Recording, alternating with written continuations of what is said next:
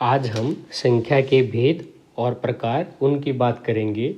वैसे तो संख्या के बहुत सारे भेद हैं, लेकिन आज हम प्रारंभ करेंगे प्राकृत संख्या से।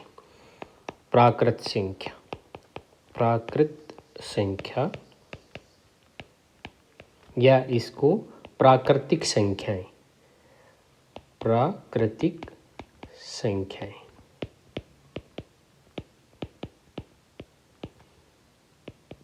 प्राकृतिक संख्याएं। तो वैसे अभी आपने ये जाना था संख्याएं किसे कहते हैं।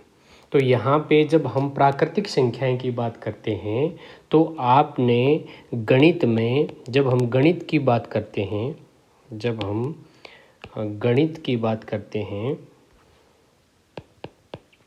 गणित की, तो वहाँ पर एक महत्वपूर्ण शब्द है रूप।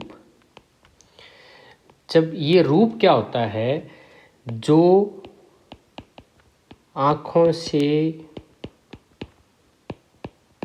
दिखाई देता है उसे रूप कहते हैं। तो मैं यहाँ पे रूप के बारे में आपको क्यों बता रहा हूँ, उसका कारण ये है क्योंकि जब हम गणना करते हैं और जिनका रूप है, तो जब आप गणना प्रारंभ करेंगे तो आप लोग कहाँ से प्रारंभ करेंगे, क्योंकि जो वस्तु मौजूद है उसको कम से कम हम एक से प्रारंभ करेंगे। जो रूप है प्रकृति में या संसार में जब उसकी गणना प्रारंभ करते हैं तो वह कम से कम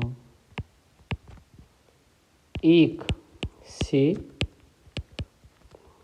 प्रारंभ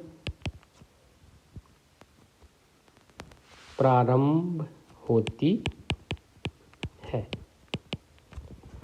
तो इस प्रकार ऐसी संख्याएं जो एक से प्रारंभ होती हैं और 2, 3, 4, 5, 6, 7, 8, 9, 10 और आप इसको अनंत तक, ये अनंत का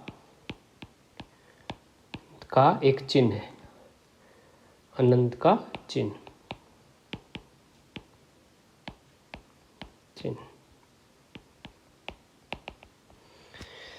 तो ऐसी संख्याएं जो एक से प्रारंभ होती हैं और गणना करते वक्त उनका हम प्रयोग करते हैं, उन्हें प्राकृत संख्याएं कहते हैं।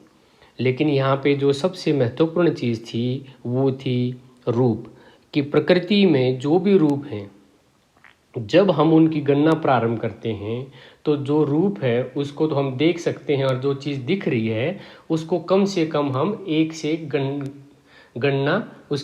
गणना हम प्रारंभ करते हैं।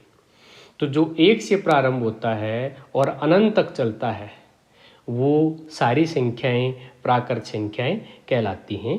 धन्यवाद।